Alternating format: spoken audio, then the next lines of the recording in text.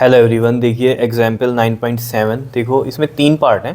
देखो first part में क्या कह रहा है, कहता है इफ़ एफ इज इक्वल में 0.5 metre for a glass lens, what is the power of the lens. देखो ग्लास लेंस में अब ये भी आप पता कर सकते हो कि कौन सा लेंस है, कन्वेक्स है कि कनकेव है। आपको पता है जो फोकल लेंथ पॉजिटिव होती है वो कन्वेक्स के केस में होती है और जो नेगेटिव होती है वो कनकेव के केस में होती है। तो यहाँ एफ क्या है, पॉजिटिव है, तो यानी कि ये कन्वेक्स लेंस है। वैसे आपको बता रहा हूँ, ठीक है। ये तो सिंपल आपको पता ही है।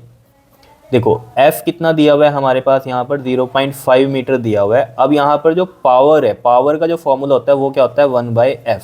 और f हमेशा किस में होनी चाहिए, मीटर में होनी चाहिए। अगर ये सेंटीमीटर में होती ना तो मैं इसको पहले मीटर में चेंज करता, ठीक है ना। मीटर में तो आता है आपको चेंज करना, लेकिन यहाँ तो पहले से ही मीटर में तो कोई दिक्कत नहीं है। लेकिन फॉर्मूले में आपने देखना, यहाँ पर हमने लिखा हुआ है 1/f, और f किस में होना चाहिए, मीटर में।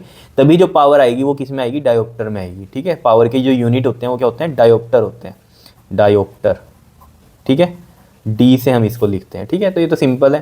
तो यहाँ पर देखो P इज इक्वल टू में 1/f कितना है हमारे पास, 0.5। तो पॉइंट हटाएंगे यहाँ से तो कितना आ जाएगा, देखो 1/5, और यहाँ पॉइंट हटाएंगे तो ये 10 लगेगा। तो ये कितना आ जाएगा, 1/5, और ये एक तरह से इस तरीके से होगा तो ये 10 ऊपर चल जाएगा, है ना, पता ही है ये तो आपको। और 5 2 10, यानी कि कितना आंसर आ गया, 2 डायोप्टर। क्लियर है इतनी बात या नहीं, बताओ। ठीक है, क्लियर। तो यहाँ 1 नहीं, ठीक है, ये तो बहुत ज़्यादा कर दिया मैंने। 1/5/10 है ना, तो ये कितना आएगा आपके पास, 1 इंटू में 10/5। ऐसे पलटते हैं, देखो जैसे ये 1 इसके नीचे पूरा ये 5/10 था, तो मैं इसको ऐसे लिखूंगा 10/5। अगर ऐसे होता 1/2 और फिर ये 5/10, तो इसको ऐसे लिखते हैं 1/2 इंटू में ये 10/5। क्लियर है इतनी बात, समझ में आ गई होगी कहानी, ठीक है। बेसिक बेसिक सी बात भी समझते चलेंगे साथ साथ, ठीक है। तो ये आ गया हमारे पास इसका आंसर। अब सेकंड पार्ट की बात करते हैं। देखो सेकंड पार्ट में क्या कह रहा है आपको, the radii of curvature of the faces of a double convex lens. Double convex lens आपने देखा ही है, इस तरीके से होता है, ठीक है। और इसमें जो आपको बोल रहा है कि आर 10 सेंटीमीटर एंड 15 सेंटीमीटर जो रेडियाई ऑफ कर्वेचर है। अब ये फेसिस देखो, ये पहला फेस है इसका, ये दूसरा फेस है। ये सरफेस 1 होता है और ये वाला सरफेस 2 होता है। अगर ये वाला सरफेस ऐसे जाएगा पूरा, तो हमने पढ़ा हुआ है कि जो रेडियाई ऑफ कर्वेचर होगा इसका वो यहाँ पर होगा, ये सेंटर होगा। तो ये रेडियाई ऑफ कर्वेचर इसका ये बनेगा, ये R1 बनेगा। और ये वाला किस तरीके से जाएगा, इधर जाएगा। ये छोटा बना दिया मैंने, लेकिन उतना ही बनेगा, ठीक है। तो ये वाला जो होगा आपके पास इस साइड जाएगा, ये इसके सेंटर से इस साइड। तो यहाँ से इस वाले सरफेस का, सरफेस 2 वाला जो होगा, ये बनेगा हमारा रेडियाई ऑफ कर्वेचर R2। और देखो ये नेगेटिव कौन सा होगा, सरफेस 2 वाला। R2 हमेशा नेगेटिव होगा और R1 हमेशा क्या होगा, पॉजिटिव होगा। ये पता चल गया आपको, ठीक है ना, यहाँ से सरफेस से, क्योंकि राइट साइड वाले पॉजिटिव होते हैं, राइट साइड लेफ्ट साइड वाले नेगेटिव होते हैं, ठीक है। तो यहाँ पर जो आपके पास एक तरह से हम कहें R1 और R2 दिया हुआ है। देखो R1 कितना है, 10 centimetre and R2 is 15 centimetre. और ये प्लस का रहेगा, ये वाला माइनस का रहेगा, R2 वाला नेगेटिव होता है। क्लियर, डायग्राम से समझ में आ गया, यही है बस फंडा, और तो कुछ नहीं है। क्या कह रहा है, what is the refractive index of glass, यानी कि ये किसकी बात कर रहा है यहाँ पर, बताओ, इस लेंस की। क्लियर, यही है ना, ग्लास ही है ना, एक तरह का डबल कन्वेक्स लेंस है हमारे पास ये। और यहाँ पर क्या बोल रहा है आपको, फोकल लेंथ इतनी हो गई। फोकल लेंथ कितनी है इसकी, एफ कितना है हमारे पास, 12 सेंटीमीटर है, ठीक है। फोकल लेंथ पॉजिटिव है, ऑब्वियस सी बात है, ये 12 सेंटीमीटर है। और what is the refractive index of glass, glass मतलब ये लेंस की ही यहाँ पर बात बोल रहा है आपको, ठीक है। अब देखो जरा, जो आपके पास फॉर्मूला था, अगर आपने लेंस मेकर्स फॉर्मूला पढ़ा है तो वो क्या था, 1/f इज इक्वल टू में म्यू माइनस में 1 and this is 1/r1 minus में 1/r2, ऐसे था। अब ये फॉर्मूला कैसे बना था, अगर आपको याद हो, ये म्यू क्या होता है, रिफ्रैक्टिव इंडेक्स इस लेंस का ही होता है, ठीक है। कैसे होता है, देखो अगर आपको याद हो, वहाँ फॉर्मूला इस तरीके से बनता था। यहाँ पर बताता हूँ आपको इस साइड, ठीक है, इधर बता देता हूँ, चलो कोई बात नहीं। देखो 1/f इज इक्वल टू में इस तरीके से बनता था आपके पास, μ2 माइनस में μ1 अपॉन में μ1, और ये आता था ऐसे 1/r1 माइनस में 1/r2। अब यहाँ पर ये होता था रिफ्रैक्टिव इंडेक्स किसका, लेंस का। और ये रिफ्रैक्टिव इंडेक्स किसका था वहाँ पर, अगर हम अगर कोई दूसरा मीडियम नहीं है, ठीक है, एयर में ही है ये लेंस, ठीक है, तो जो भी रेज आ रही हैं वो एयर के थ्रू इसमें आ रही हैं, तो ये एयर का हम मान लेते थे, ठीक है, 1 वाला, ठीक है। तो अगर हम इसमें देखें तो यहाँ पर इस तरीके से बन जाता था ये हमारे पास μ2 बाई μ1 माइनस में μ1/μ1। तो ये ऐसे बन जाता था μ2/μ1 माइनस में 1, और ये इधर तो ये साथ साथ चलता ही था आपका, ठीक है। और इस केस में हम क्या बोलते थे कि अगर एयर की कहानी है, दिख रहा है ये, अगर एयर की कहानी है तो म्यू वन क्या हो जाता था 1, तो ये 1 हो गया था, तो यहाँ पर क्या बनता हमारे पास म्यू टू माइनस 1, और म्यू टू को मैं सिर्फ म्यू लिख देता था कि ये हमें पता चल जाए ये रिफ्रैक्टिव इंडेक्स किसका है, लेंस का है, ठीक है। और ये 1/r1 माइनस में 1/r2, ये इतना क्यों समझा रहा हूँ, अभी नेक्स्ट जो पार्ट है ना थर्ड वाला, उसमें इसका यूज़ होगा, लेकिन मैंने आपको बता दिया ये म्यू रिफ्रैक्टिव इंडेक्स किसका है, ग्लास का, क्योंकि ये म्यू टू ही तो है, ये मतलब ग्लास या लेंस जो भी हम बोल रहे हैं इसमें, इस क्वेश्चन में इसने ग्लास बोल दिया उसको, तो कन्फ्यूज़ मत होना, ठीक है। क्लियर है इतनी बात, ठीक है। नहीं तो अगर कोई और मीडियम होगा तो वो इस तरीके से चलेगा, यहाँ म्यू वन ही रहेगा, फिर जो भी वो मीडियम होगा उसकी वैल्यू आएगी रिफ्लेक्टिव इंडेक्स की। यहाँ तो क्या है, एयर है तो ये 1 हो गया, तो इसको हमने अलग अलग किया, जब ये तो 1 हो गया था यहाँ पर, है ना, कट गया है तो 1 हो गया, फिर हम देखा कि म्यू वन की वैल्यू तो 1 है एयर के लिए अगर हम बात कर रहे हैं, तो सिंपली ये म्यू टू को म्यू लिख दिया हमने यहाँ पर, ठीक है। तो वो है कहानी, तो यानी कि ये म्यू ही हमें निकालना है। तो f है हमारे पास 12, तो 1/12 हो गया ये म्यू माइनस में 1 किया हमने, 1/r1, r1 है प्लस का 10, r2 है माइनस का 15, तो अगर आप इसको देखोगे तो 1/10 प्लस में 1/15 बनेगा। इसका एलसीएम ले लो, एलसीएम पता ही है आपको कैसे निकलता है, यहाँ पर 5 2 ज़ा 10, 5 3 ज़ा 15, 3 2 ज़ा 6, 5 ज़ा 30, 10 3 ज़ा 15 2 ज़ा, ठीक है। और साथ में ये तो आपका चल ही रहा है यहाँ पर 1/12, दिखाई भी दे रहा है ये, ठीक है, दिख रहा है। उसके बाद देखो ये 1/12 रहा, ये म्यू माइनस में 1, और ये कितना बन गया हमारे पास 5/30, दैट इज़ 5 6 ज़ा 30, ठीक है जी, कोई दिक्कत नहीं है इसमें। अब यहाँ पर ये क्या करो आप, ये 1/6 इस तरीके से बन गया, देखो मैं यहाँ पर ही कर दूँ इसको, ठीक है, उधर नहीं लेकर जा रहे, 1/12 और ये 1/6 है ना, 6 इधर चला जाएगा, इधर सिंपली बचा म्यू माइनस 1। क्लियर है इतनी बात, बताओ, ठीक है। और ये 6 2 ज़ा 12, 1/2 इज इक्वल टू में म्यू माइनस 1 एंड 1/2 इज 0.5, ये है म्यू माइनस 1, डिवाइड तो आता है ना करना, 2 5 ज़ा 10, 0 लगेगी तो पॉइंट लग गया था, ठीक है ना, क्लियर। और म्यू इज इक्वल टू में कितना आ गया आपके पास 0.5 प्लस में 1 एंड दिस इज़ 1.5, तो यहाँ refractive index of that glass या लेंस कितना आ गया हमारे पास 1.5 आ गया। क्या इतनी बात क्लियर है या नहीं, बताओ, समझ में आया ये आंसर, क्लियर, ठीक है। अब देखो इसका थर्ड पार्ट जो है वो इम्पोर्टेंट भी है, ध्यान से समझना। देखो वो यहाँ पर क्या कह रहा है आपको, थर्ड पार्ट में कह रहा है कि एक convex lens has 20 centimetre focal length in air है, वो एयर में बात कर रहा है वो, ठीक है। What is the focal length in water, water में क्या हो जाएगी उस कन्वेक्स लेंस की जो है फोकल लेंथ, ठीक है। देखो पहले जो कन्वेक्स लेंस है वो एयर में है, ठीक है, जो हमने नॉर्मली पढ़ा है, ठीक है ना। और अब ये कन्वेक्स लेंस किस में आ गया, वाटर में आ गया, ठीक है जी, वाटर है यहाँ पर, ठीक है, दो केस हैं। तो पहले जो फोकल लेंथ है वो कितनी है 20 सेंटीमीटर है, अब जो फोकल लेंथ होगी वाटर में वो क्या होगी इस कन्वेक्स लेंस की, ये पूछ रहा है आपसे।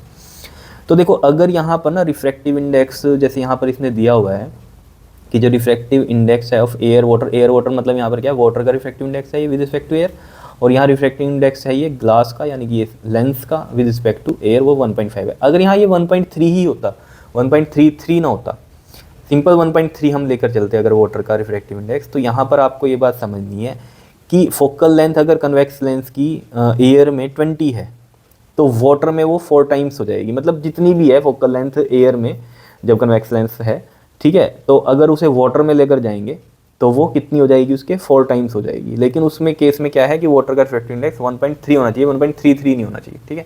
लेकिन इसमें तो 1.33 है तो हम निकाल भी देते हैं इसको। देखो अब फॉर्मूला आपको पता ही है 1/f। अब इसमें देखो दो मीडियम हो गए, क्या, एक तो ये लेंस का ही मीडियम हो गया, ठीक है, और दूसरा यहाँ अब एयर नहीं है, क्या है, वाटर है। तो ये जो μ1 है यहाँ पर ये वाटर है जिसका रिफ्रैक्टिव इंडेक्स 1.33 है, और ये μ2 है लेंस वाला, ये कितना है हमारे पास 1.5 है ये वाला, ठीक है। तो अब यहाँ ये कहानी आ गई। तो जो ये फॉर्मूले मैंने आपको समझाए थे कि ये μ-1 कैसे आया था, तो ये यहाँ से स्टार्ट हुआ था, है ना। तो यानी कि ये वाली कहानी आपको यहाँ से लेकर चलनी पड़ेगी, क्योंकि या यहाँ से ले लो μ2/μ1 -1, ठीक है, कोई दिक्कत नहीं है, यहाँ से भी लेकर चल सकते हो, ये कोई इसमें परेशानी वाली बात नहीं है, ठीक है। लेकिन हम यहीं से ही चलते हैं लेके, ताकि एलसीएम वाला कोई चक्कर ना पड़े, यहाँ से चलो, क्योंकि अब यहाँ 1 वाला जो मीडियम है वो एयर नहीं है, जिसको हमने यहाँ पर क्या कर दिया था लास्ट में μ1 को 1 कर दिया था, तो μ2 को ही म्यू लिख दिया था, ठीक है।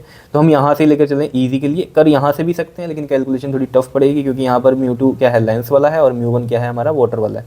तो यहाँ से भी कंसीडर कर सकते हैं, लेकिन यहीं से ही लेकर चलो आप। तो देखो ज़रा सिंपल सी बात हो जाएगी आपके लिए। देखो μ2 माइनस में μ1 अपॉन में μ1, और यहाँ पर ये है हमारे पास 1/r1 माइनस में 1/r2। अब यहाँ पर कहानी पता क्या पड़ेगी, देखो μ2 जो है हमारे पास वो ये है, मैं यहाँ लिखा ही हुआ है, म्यू2 ये है और म्यू1 ये है ना। लेकिन यहाँ पर ये 1/r1 माइनस 1/r2, यानी कि r1 r2 तो यहाँ दिया नहीं है। फोकल लेंथ हमें निकालनी है वाटर वाली, ठीक है, वाटर वाली, ठीक है, क्लियर। और एयर में ये है आपके पास, तो हम ये वैल्यू कैसे निकाल लेंगे? देखो हम कैसे निकाल सकते हैं। हमें पता है कि जो हमारे पास फॉर्मूला है 1/f इज इक्वल टू में जो एयर वाली अगर हम बात करें तो वो म्यू माइनस 1 डायरेक्ट हम लगा सकते हैं, और 1/r1 माइनस में 1/r2, है ना, यहाँ से। क्योंकि म्यू1 वाला क्या है, एयर का है, तो एयर के लिए 1 हो गया, तो म्यू2 माइनस 1, है ना। म्यू2 को ही हमने म्यू लिखा, तो मैं डायरेक्ट ये लिख सकता हूँ एयर के लिए अगर हम बात कर रहे हैं। तो एयर के लिए जो है वो 20 सेंटीमीटर फोकल लेंथ थी जब हमने कन्वेक्स लेंस नॉर्मली एयर में था, ठीक है, 20 थी ना। म्यू हमें पता है कितना है, 1.5 था, है ना, 1.5 दिया हुआ है ग्लास का, तो विद रिस्पेक्ट टू एयर है, ठीक है ना। तो 1.5 विद रिस्पेक्ट टू एयर ही होते हैं रिफ्रैक्टिव इंडेक्स, ठीक है ना। तो इसको नॉर्मली जब मैं बोलूँगा ना कि ग्लास का रिफ्रैक्टिव इंडेक्स ही है, तो वो ऑब्वियस बात है एयर के रिस्पेक्ट में ये 1.5 माइनस 1, और यहाँ ये 1/r1 माइनस में 1/r2, बिकॉज भैया लेंस तो वही है ना, यही लेंस है जो वाटर में रखा है, तो ये r1 r2 तो इसके सेम ही होंगे ना, जो पहले थे वही अब होंगे। तो अगर मैं एयर वाले केस से ये वाली वैल्यू निकाल दूँ तो अपना यहाँ फंडा जो है ना सॉल्व हो जाएगा। तो देखो यहाँ पर 1.5 माइनस 1 कितना आ गया हमारे पास, 0.5, और ये है 1/20, और ये तो चल ही रहा है साथ में आपका, है ना। और ये 0.5 क्या होगा, नीचे आएगा यहाँ पर 1/20 इंटू में 0.5, और ये 1/r1 माइनस 1/r2 तो चल ही रहा है, पॉइंट हटेगा तो 10 आ जाएगा, ये कट गया, तो ये कितना आया 1/10। तो 1/r1 माइनस 1/r2 की वैल्यू आ रही है 1/10, जिसको हम यहाँ यूज़ करेंगे।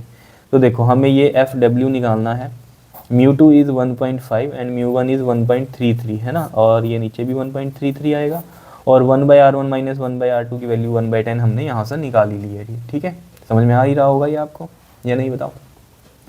तो बस अब तो सॉल्व ही करना है, इसमें कुछ मुश्किल तो है नहीं। अब 1.5 में से देखो यहाँ करते हैं हम, ये 1.5 में से 1.33 माइनस करना है, तो यहाँ 0 लगाओ, 10 में से 3 गया 7, और यहाँ 4 में से 3 गया 1, और ये 0 आया, तो ये 0.17 अपॉन में 1.33 इंटू में 1/10। अब देखो इधर भी दो पॉइंट के बाद 2 हैं, और इधर भी पॉइंट के बाद 2 डिजिट है, ठीक है ना। तो ये पॉइंट से पॉइंट कट सकता है, या फिर ऐसे समझ लो 17 के नीचे भी 100 आएगा, पॉइंट हटाएंगे, और 1.33 के नीचे भी क्या आएगा 100, वो 100 हम ऊपर लिख देंगे जब पॉइंट हटाएंगे तो, और ये 1/10 है, ये इससे कट ही गया। तो मैं डायरेक्ट ही बोल रहा था आपको कि पॉइंट से पॉइंट काट दो, क्लियर है। अब यहाँ पर देखो कितना आ रहा है, ये 17 अपॉन में 1330, ये 1/FW की वैल्यू है, तो FW कितना आ जाएगा 1330, और ये 17, ऐसे पलट देंगे इनको हम। तो बस अब तो ये डिवाइड ही करना है आपको, तो डिवाइड कर लो 1330 17 से करो जरा इसको डिवाइड, 17 7 कितना होता है 119,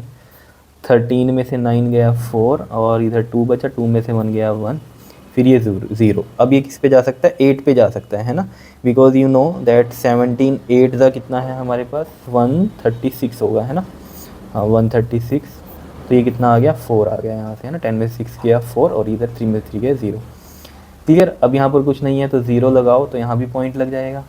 अब ये किस पे जाएगा, 17 2 34, फिर ये 6, फिर 0, 17 3 51, फिर ये 9 0, फिर 17 5 है ना, वो कितना होता है आपके पास 85 होता है, ठीक है।